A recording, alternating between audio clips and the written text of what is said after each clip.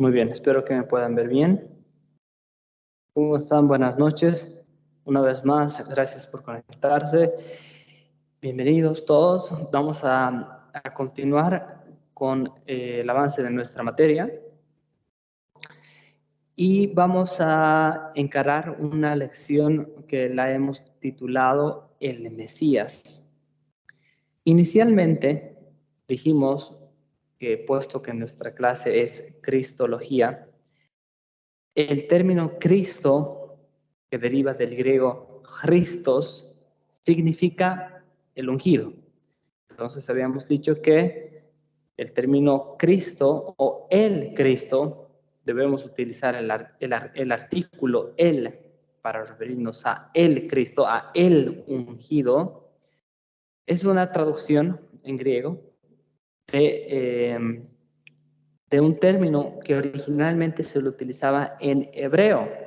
Así que bueno, en español tenemos el ungido, en griego tenemos el Christos y en hebreo tenemos un término que lo hemos traducido como Mesías. No es incorrecta la traducción ungido. Explicamos que su significado hace alusión a el ungimiento que recibían los reyes y los sacerdotes en el Antiguo Testamento. ¿Recuerdan? Decíamos que un rey, antes de poder encarar su oficio, antes de poder ser entronado, debía ser ungido con un aceite muy preciado que era el aceite de oliva. Lo mismo en el caso del sumo sacerdote.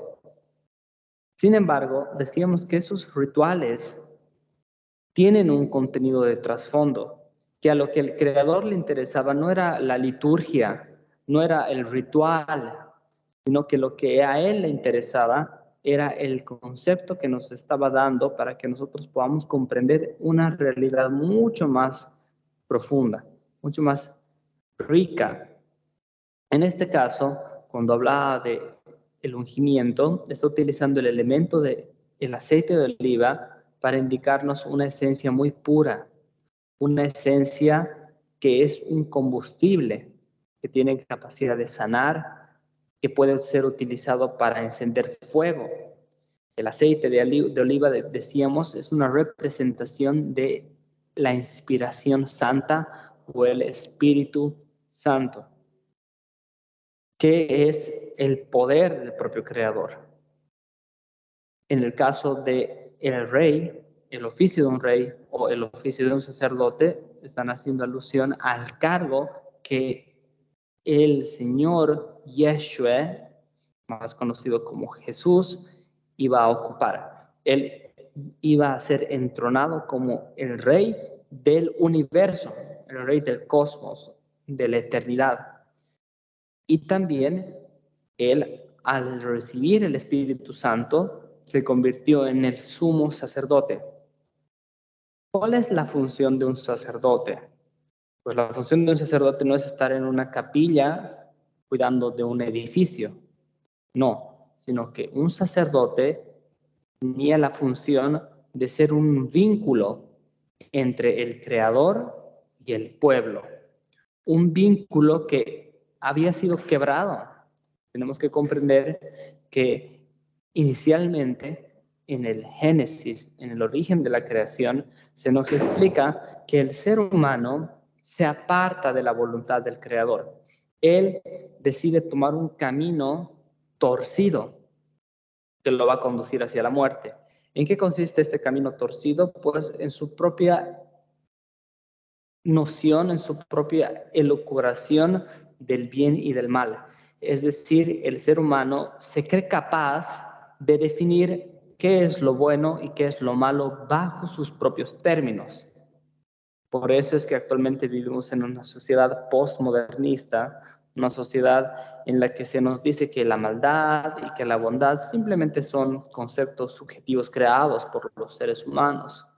Por eso que aparecen filosofías que defienden, por ejemplo, la pedofilia, la homosexualidad, que defienden un montón de comportamientos que son torcidos en el fondo. Esto acontece ya que el ser humano decide crear su propia ética, su propia moral. Los seres humanos hemos creado nuestra propia moralidad, hemos creado nuestros propios conceptos de bien y de mal. La Biblia no es un libro moralista, en absoluto. La moralidad es una creación del ser humano. De hecho, el término moralidad deriva etimológicamente de un término griego que era mos, que hace referencia a la morada, es decir, a un lugar específico de vivencia. Hace referencia a una región, a un territorio. Cuando hablamos de moralidad nos estamos refiriendo a las creencias, a las costumbres que una determinada tribu, una nación, una civilización, un estado tienen. Ese conjunto de creencias, de costumbres que no siempre son las más apropiadas, que en general más bien son bastante necias e ignorantes. La moralidad, por tanto, es netamente subjetiva porque varía de un lugar a otro. La Biblia no nos presenta preceptos morales, nos presenta principios, principios que le dan funcionalidad al universo que él ha creado.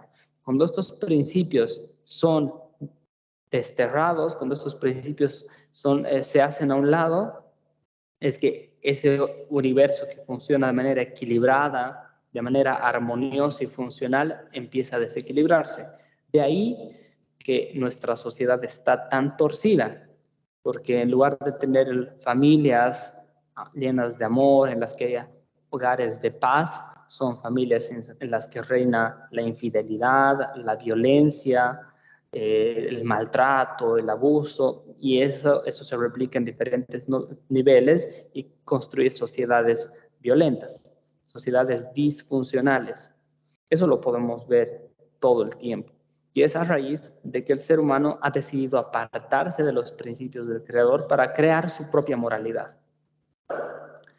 Entonces, bueno, esa explicación con respecto a el ser humano apartado de su Creador, decidiendo seguir su camino. El rol de un sacerdote es convertirse en un vínculo entre ese pueblo que se ha extraviado y el Creador para llevarlo nuevamente hacia su origen, hacia su esencia. El sumo sacerdote es el máximo sacerdote. En el Antiguo Testamento habían varios sumos sacerdotes, pero estos sumos sacerdotes, su oficio simplemente era nuevamente un símbolo de aquel hombre que iba a llegar, que sí iba a ser un perfecto vínculo entre el Creador y la creación. Estamos hablando de el Señor Yeshua, el Christos, el ungido, que fue ungido, que recibió la autoridad, el poder para convertirse en rey y para convertirse en sacerdote. Pero el término griego que es Christos, que se traduce como ungido, no es tan rico en su contenido como el término original en hebreo. Y ese término lo vamos a estudiar el día de hoy. Vamos a pasar a la siguiente diapositiva en la que vamos a ver el término original en hebreo. Está compuesto de 4 letras. La mem, por cierto, el hebreo se lee de derecha a izquierda. Entonces, a la derecha empieza con la mem, la shin, la yud y la het. Tenemos Meshiach. La forma en la que se pronunciaba era similar a Meshiach, se ha traducido como Mesías. Algo hermoso del hebreo es que originalmente se escribía de forma pictográfica y es algo que hemos hablado en otras materias de teología, específicamente en Teología 1, quienes han sido mis estudiantes. Hablamos sobre el origen pictográfico del hebreo, que hace que cada una de las letras tenga un significado, represente una idea, cosa que no ocurre en español, por ejemplo, ¿verdad? Siempre pongo el ejemplo de la palabra el amor, ¿no? La palabra amor, por ejemplo, tiene A-M-O-R. La A por sí misma, ¿qué significa? Significa nada. La M por su lado tampoco. La O, la R, solas no tienen ningún símbolo ni significado en sí mismas. Solo cuando se las une, A-M-O-R, amor, mi cerebro tiene la capacidad de generar un enlace conceptual entre la palabra y la idea. En el caso del hebreo, esto no sucede así. En el caso del hebreo, cada letra tiene un significado, tiene un valor. De tal forma que cuando yo entiendo el valor de cada una de las letras, puedo construir un súper significado de lo que la palabra me quiere decir. En el caso de Mashiach, este está compuesto inicialmente por una mem. Vamos a pasar a la siguiente diapositiva para ver qué es lo que significa esta mem. La letra mem originalmente representaba el vientre de una mujer.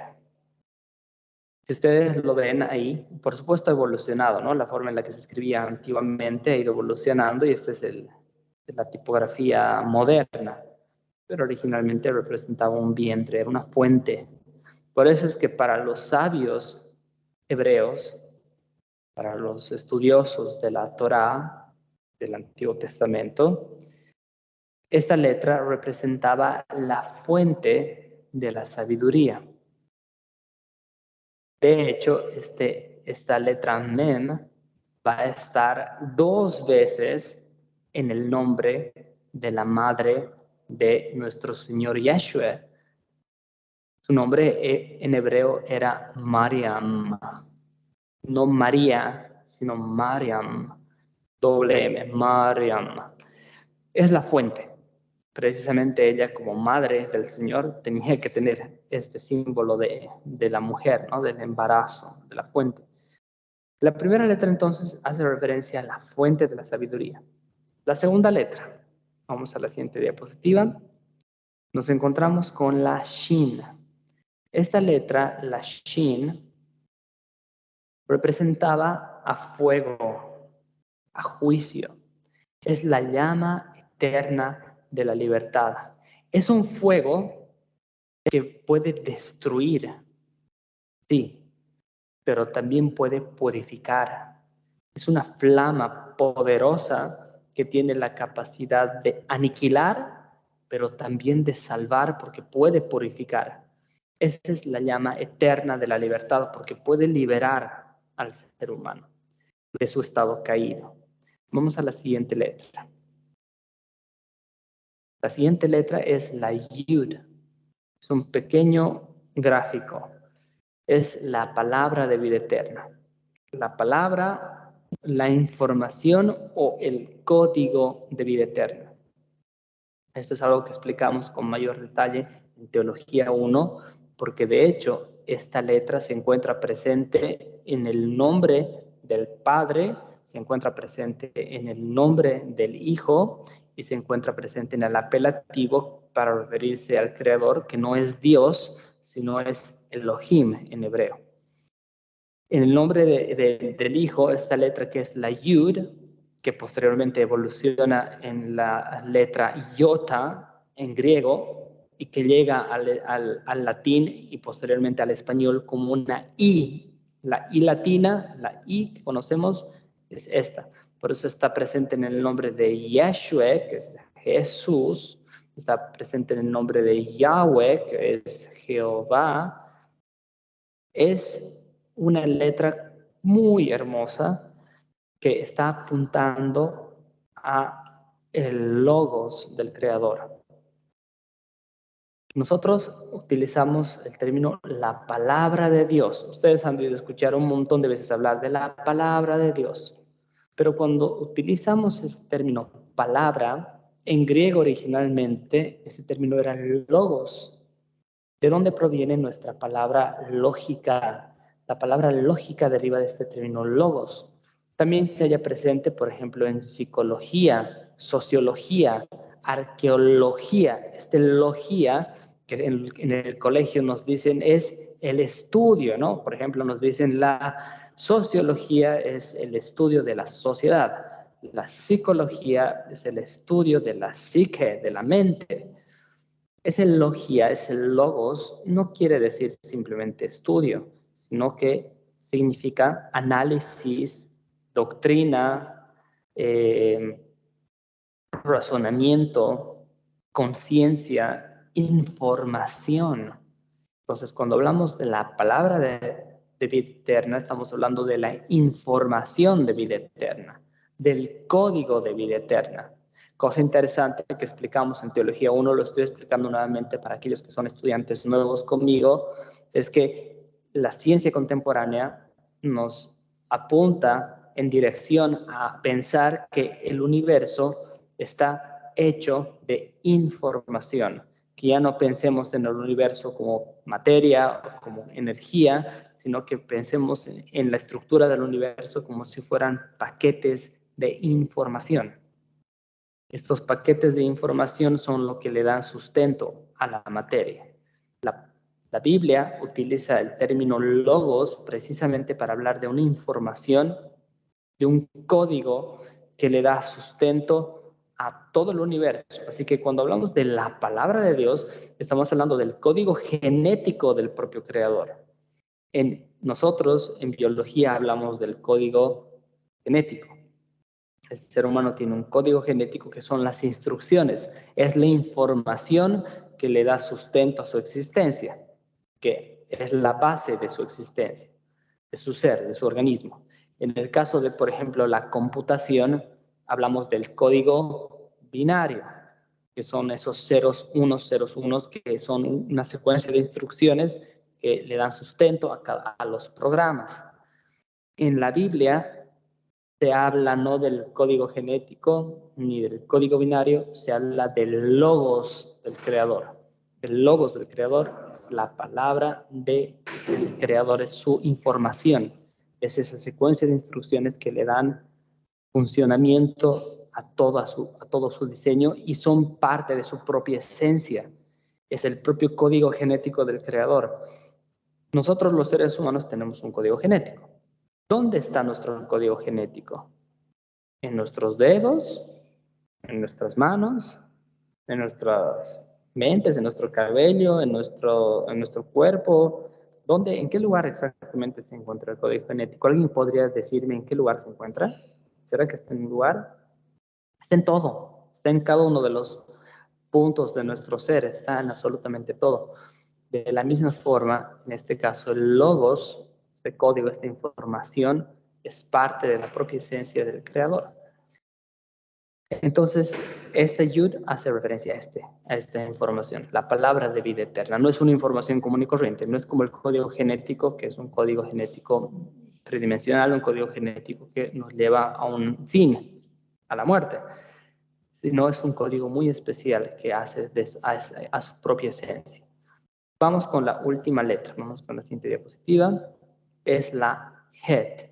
Esta letra Het, que es como una J, Het, es el vínculo con la vida esencial, ese era su significado. Es un vínculo porque está compuesto de de dos letras que se han unido, que hace un vínculo entre dos letras, y está enlazada a la idea de la vida esencial, a la vida verdadera, no a la vida biológica que los seres humanos conocemos. En griego, en el Nuevo Testamento, hay dos palabras para hablar de la vida. Una es bios, que se utiliza en, por ejemplo, biología. Este término bios hace referencia a la vida ordinaria. El otro término es zoe, que nosotros lo conocemos como el nombre Zoe, que significa vida eterna, es una vida diferente. Es una vida esencial, es una vida que vivifica. Es el vínculo con la vida esencial, esa es la Het. Entonces tenemos 4 letras. Tenemos la Mem, tenemos la Shin, que es la llama eterna de la libertad. Tenemos la Yud, que es la palabra o la información del creador. Y tenemos la Het. Esas 4 letras con sus significados van a apuntar o van a construir un super significado, un suprasignificado al que vamos a ir ahora. El significado de la palabra Meshiach o Mesías es el que van a ver en su pantalla a continuación. ¿Amén? Muy bien. Este es el significado de la palabra Mesías. La fuente de la sabiduría, el poder y la autoridad que viene a libertarnos y a destruir las obras pecaminosas de los hombres a través de la palabra revelada de verdad que restablece el vínculo con el Rey Eterno. Ese es el significado de la palabra Mesías. Mesías, Cristo, no es un nombre, es el título. Por eso es que su nombre no es Jesucristo. Él es Yahshua el Cristo o Jesús, el que es la fuente de la sabiduría, de poder, de autoridad, que vino a este mundo con el objetivo de liberarnos, destruir las obras de la muerte, destruir la falla. Decimos en Teología 2, por eso es tan importante avanzar de Teología 1, Teología 2, Teología 3, Teología 4, estamos en Teología 5, y mis estudiantes saben que hemos ido avanzando así paso por paso. Esto lo podemos entender cuando hablamos del pecado. Tengo que repasarlo para sus compañeros que no han sido mis estudiantes en Teología 2. La palabra pecado en su significado significa, perdón, por redundar, significa error. Pecado significa falla. Eso es lo que significa en hebreo y en griego, falla, error. De la misma forma en la que una computadora empieza a fallar en sus programas elementales cuando es contaminada por un virus informático. O en el caso de un organismo, cuando la célula es contaminada por un virus, por una información, un ADN extraño, empieza a fallar, empieza a comportarse de manera disfuncional. Eso es el pecado. El pecado es una forma disfuncional de comportamiento que el ser humano tiene. Se supone que el ser humano fue creado para ser un ser de amor, un ser de luz, pero no se comporta como un ser de amor, se comporta como un ser violento, como un ser de muerte. ¿Por qué? Porque está contaminado por el pecado, está contaminado por un virus. Literalmente, el Satanás, es decir, el enemigo del creador, porque el término Satanás significa el enemigo, vino al mundo, vino al mundo tridimensional en el que vivimos a contaminar la configuración del diseño original que el creador había hecho. De tal forma que los seres humanos pasaron de ser seres funcionales a ser seres disfuncionales. Esto explicamos con detalle en la materia de amartiología, que es el origen del pecado, la maldad. Cristo se comporta como si fuera un antivirus dentro del sistema cósmico. Lo que él hace es venir a modificar, a reparar y a destruir, porque es lo que hace un antivirus. Un antivirus destruye o deshace lo que el virus ha hecho dentro de la computadora. Cristo o el Mesías, el Cristo, lo que va a hacer es reconfigurar este mundo que había sido contaminado por el Satanás. Y ahí está implícita su autoridad y su poder. Por eso es que Cristo tenía poder para que el viento le obedezca, podía caminar sobre el agua, podía resucitar a los muertos, porque él había sido ungido con esa autoridad para hacerlo. ¿Y cómo va a cambiar el mundo? Va a cambiarlo a través de su palabra, que la va a revelar, la va a hacer entendible. Su palabra, que decimos, es su información. ¿Cómo va a reparar un antivirus el virus? ¿Cómo va a reparar, las obras del virus o la desconfiguración que ha ocasionado el virus? Lo que va a hacer es presentar información que va a poder reparar esos archivos dañados. La información que ha sido dañada dentro de la computadora, el antivirus la va a reparar. Esa es básicamente la labor de Jesucristo. Su información está en su palabra, por supuesto, en la palabra de Dios, en el libro, ahí está su información que tiene capacidad de reconfigurar nuestras mentes para que nosotros que no podíamos comprender lo que Él nos quería decir, podamos entenderlo. Vamos a ver un versículo a continuación.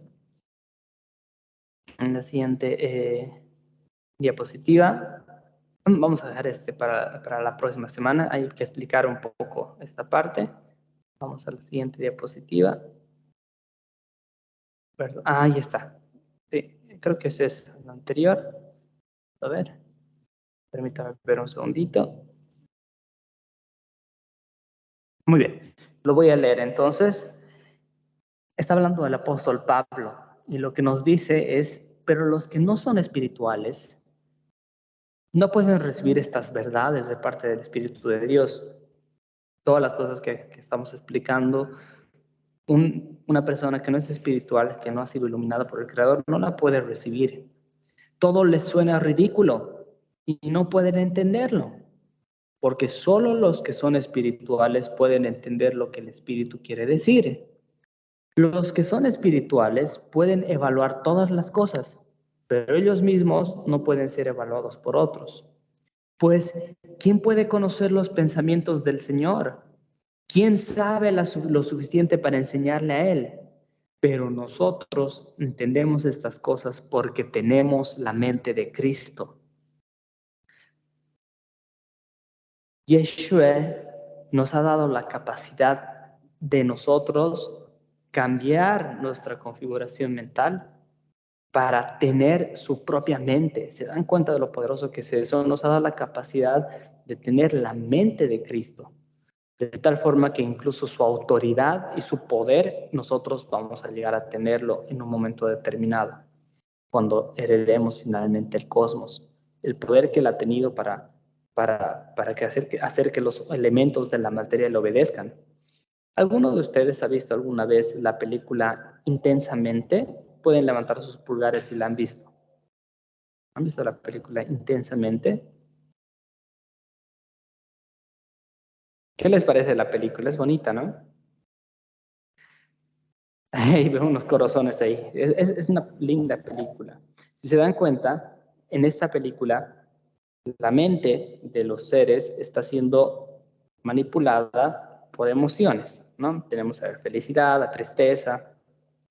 Son configuraciones mentales las que nos dominan. Nosotros, como mentes, estamos siendo dominados por diferentes configuraciones mentales que están torcidas, están dañadas. Pero lo que el Señor nos ofrece es, voy a limpiar toda esa mente desconfigurada y no solo la voy a limpiar, sino que te voy a dar una nueva mente, te voy a dar mi mente para que mi mente nazca en ti o crezca en ti, sea poderosa y tú tengas la capacidad un día de tener poder al igual que yo. Eso es lo que el Señor Jesucristo nos ofrece. Ha abierto la puerta para que nosotros podamos ser hechos, que dice la palabra, hijos de Dios, el Creador. El Creador es omnipotente, es hermoso, es lo máximo, es la mente más poderosa que existe en el universo. Ser hijos de Dios es gran cosa, es gran cosa. Sería interesante, sería lindo poder ser hijo de un rey de Inglaterra, por ejemplo, de la reina de Inglaterra. ¿Se imaginan cuánto poder y cuánto dinero tienen los hijos de los reyes de Europa? Pero nosotros no somos reyes de los hijos de Europa, somos pero somos hijos del rey del universo. Y el poder que Él nos está otorgando es grandioso, pero antes de tener poder, porque no es primero tener poder, antes de tener poder tenemos que pasar por el camino que Jesucristo nos ha mostrado. ¿Cuál ha sido su camino? Él ha venido como Rey Todopoderoso a mandar a todos, vengan aquí, ve. Él ha venido a mostrarse obediente, primero, siervo, humilde, el más vil de todos, el más caído de todos, el más manso de todos, siervo, fiel, obediente hasta la muerte.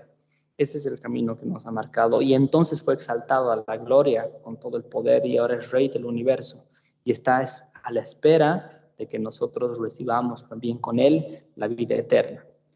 Vamos a llegar acá. La siguiente clase vamos a hacer un análisis del primer capítulo de Lucas, en el que vamos a encontrar el nacimiento de Jesucristo. ¿Alguna pregunta o comentario hasta aquí?